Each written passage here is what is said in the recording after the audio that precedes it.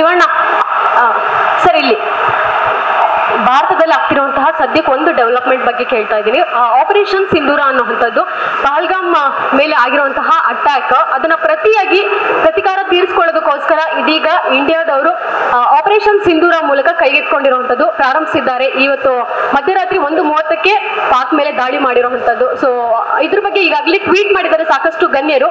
ನಿಮ್ಮ ಅಭಿಪ್ರಾಯ ಏನು? ಭಾರತ ಸರ್ಕಾರದ ಅಂದ್ರೆ ತೆಗೆದುಕೊಂಡಿರುವಂತಹ ಒಂದು ನಿಲುವು ಬಗ್ಗೆ.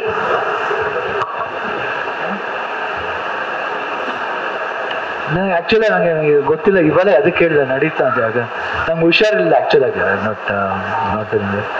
ಬಟ್ ಏನೇ ನಿರ್ಧಾರ ತಗೊಂಡ್ರು ನಾವು ಹೌ ಫಾರ್ ಇಟ್ಸ್ ಕರೆಕ್ಟ್ ಅಂತ ಅವ್ರಿಗೂ ಗೊತ್ತಿರುತ್ತೆ. ಗೊತ್ತಿದ್ದೇನೆ ಯಾರು ತಗೊಳ್ಳಲ್ಲ ನಿರ್ಧಾರಗಳನ್ನ. ಅದೇ ನೀವು ಅಲ್ಲಿ ನಡೆದಿರೋಂಥ ಒಂದು ಘಟನೆ ನೋಡಿದಾಗ ನಿಮಗೆ ಅನ್ಸುತ್ತೆ ಎಷ್ಟು ಪೇನ್ಫುಲ್ ಘಟನೆ ಅದು. ಯಾಕಂದ್ರೆ ಯಾರಿಗೆ ಆದ್ರೂ ಅನ್ಯಾಯ. ಸುಮ್ಮನೆ ಒಂದು ಮನುಷ್ಯನ ಪ್ರಾಣ ತೆಗೆಯೋದು ಅಷ್ಟು ಈಸಿ ಅಲ್ಲ. ಯಾಕಂದ್ರೆ ಪ್ರಾಣ ಅನ್ನೋದೇ ಒಂದು ಗಿಫ್ಟ್. ಅದು ಆ ಗಿಫ್ಟ್ ನ ಬಂದು ಟಪ್ಪ ಅಂತ ಹೊಡೆದ್ಬಿಟ್ರೆ ಹೆಂಗಿರುತ್ತೆ. ಬಟ್ ಏನೇ ಮಾಡಿದ್ರು ಅದು ಒಂದು ನಮ್ಮ ಸರ್ಕಾರದಿಂದ ಕರೆಕ್ಟಾಗಿ ಮಾಡಿರ್ತಾರೆ ಅಂತ ಒಂದು ಭರವಸೆ ಅಷ್ಟೇ. ಶಿವಣ್ಣ ಸರ್, ಇಲ್ಲಿ ಭಾರತದಲ್ಲಿ ಆಗ್ತಿರುವಂತಹ ಸದ್ಯಕ್ಕೆ ಒಂದು ಡೆವಲಪ್ಮೆಂಟ್ ಬಗ್ಗೆ ಕೇಳ್ತಾ ಇದ್ದೀನಿ. ಆಪರೇಷನ್ ಸಿಂಧೂರ ಅನ್ನುವಂಥದ್ದು ಪಹಲ್ಗಾಮ್ ಮೇಲೆ ಆಗಿರುವಂತಹ ಅಟ್ಯಾಕ್, ಅದನ್ನ ಪ್ರತಿಕಾರ ತೀರಿಸಿಕೊಳ್ಳೋದಕ್ಕೋಸ್ಕರ ಇದೀಗ ಇಂಡಿಯಾದವರು ಆಪರೇಷನ್ ಸಿಂಧೂರ ಮೂಲಕ ಕೈಗೆತ್ತಿಕೊಂಡಿರುವಂಥದ್ದು ಪ್ರಾರಂಭಿಸಿದ್ದಾರೆ. ಇವತ್ತು ಮಧ್ಯರಾತ್ರಿ 1:30ಕ್ಕೆ ಪಾಕ್ ಮೇಲೆ ದಾಳಿ ಮಾಡಿರುವಂಥದ್ದು. ಸೊ ಇದ್ರ ಬಗ್ಗೆ ಈಗಾಗಲೇ ಟ್ವೀಟ್ ಮಾಡಿದ್ದಾರೆ ಸಾಕಷ್ಟು ಗಣ್ಯರು. ನಿಮ್ಮ ಅಭಿಪ್ರಾಯ ಏನು? ಭಾರತ ಸರ್ಕಾರದ ಅಂದ್ರೆ ತೆಗೆದುಕೊಂಡಿರುವಂತಹ ಒಂದು ನಿಲುವು ಬಗ್ಗೆ.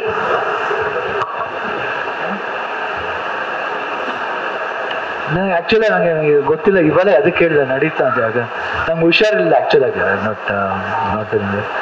ಬಟ್ ಏನೇ ನಿರ್ಧಾರ ತಗೊಂಡ್ರು ನಾವು ಹೌ ಫಾರ್ ಇಟ್ಸ್ ಕರೆಕ್ಟ್ ಅಂತ ಅವ್ರಿಗೂ ಗೊತ್ತಿರುತ್ತೆ. ಗೊತ್ತಿದ್ದೇನೆ ಯಾರು ತಗೊಳ್ಳಲ್ಲ ನಿರ್ಧಾರಗಳನ್ನ. ಅದೇ ನೀವು ಅಲ್ಲಿ ನಡೆದಿರೋಂಥ ಒಂದು ಘಟನೆ ನೋಡಿದಾಗ ನಿಮಗೆ ಅನ್ಸುತ್ತೆ ಎಷ್ಟು ಪೇನ್ಫುಲ್ ಘಟನೆ ಅದು. ಯಾಕಂದ್ರೆ ಯಾರಿಗೆ ಆದ್ರೂ ಅನ್ಯಾಯ. ಸುಮ್ಮನೆ ಒಂದು ಮನುಷ್ಯನ ಪ್ರಾಣ ತೆಗೆಯೋದು ಅಷ್ಟು ಈಸಿ ಅಲ್ಲ.